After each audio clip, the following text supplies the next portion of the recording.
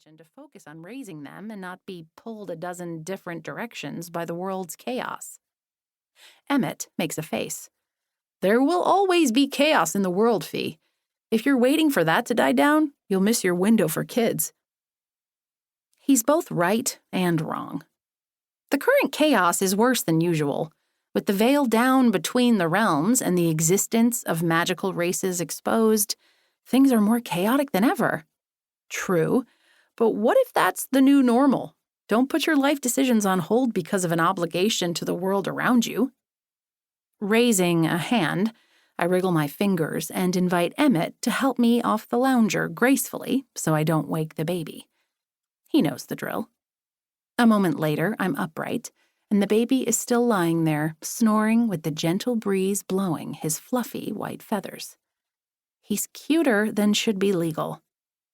Trust me, Em, I'm aware of the state of the world and have no illusions of it ever being a campfire sing-along. I also know that Merlin is close to getting the veil up. With that, a lot of the current tensions and hostilities will finally be over. How close is he? Emmett asks. Sloane rises to his feet without the help of anyone and doesn't ruffle one of the baby's little wings. Last we spoke, Merlin was confident he was weeks away at most, likely closer to days. I love the sound of that. When that's taken care of and the world settles down, I'll think about Sloane and I expanding the family. There's no rush. We've both got dragon longevity and have decades, if not centuries, to look forward to. Sloane winks at me. Good things come to those who wait, Agra. Yes, they do. I read the subtext in his comment and smile. When I first learned of my druid powers, I wanted nothing to do with dating or complicating my already complicated life. Sloane is a persistent guy. He waited me out, all the while confident that we would happen. Thank the goddess he did. I wink at him, letting him know I know exactly what he meant when he said that. Besides, we have enough little people here. If we need a kid fix, we can get it any time we want. Emmett nods. All right, consider me told. You'll have babies when you're good and ready. I get it.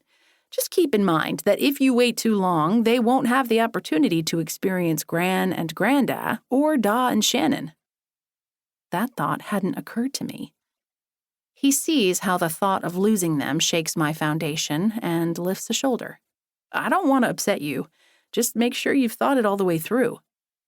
I hug my brother. Yeah, okay, I hear you. Sloane is frowning at his phone, and I have a bad feeling our time relaxing on the enchanted island is over. What's wrong, Hotness? Merlin asked to meet us at the Bat Cave. He and Garnet have things to discuss and request our presence at our earliest convenience. I sigh and look at sweet little Haniel sleeping on the lounger. Poop. And everything was so perfect, too. I've got baby Han, Emmett says. You guys go do what you need to do. Thanks, Em. I lean in to kiss his cheek. Want me to bring you back anything from Toronto? How about a busty brunette with a wicked sense of humor? He waggles his eyebrows at me. I'll keep an eye out and see what I can find. You're the best. He goes over to look at the books Sloane and I were reading through while spending our time out here with Haniel. He picks up the doorstop Sloane was reading, makes a face, and discards it for the one I was reading.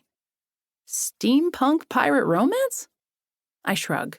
When fantasy is your reality and action and crime are your everyday life, it's tough to find something that seems like an escape. Fair enough. Steampunk pirate romance it is. Emmett sits on the chair of our backyard furniture set and puts his feet up. Safe home. Love you. Love you too. Sloane and I change out of our shorts and into our fatigues and t-shirts, then portal to the Golden Palace, better known as the Golden Dildo. One of the best decisions we ever made was spelling a portal door at the palace that takes us into the kitchen pantry of our home in Toronto. Now it's the work of a moment for us to leave our enchanted city home and be back in the thick of things in the human realm within minutes. It doesn't cost Sloane his wayfarer energy. It doesn't require a God. To keep listening to this audiobook, I've left you a link in the description so you can do it, at no cost thanks to Audible's 30-day free trial.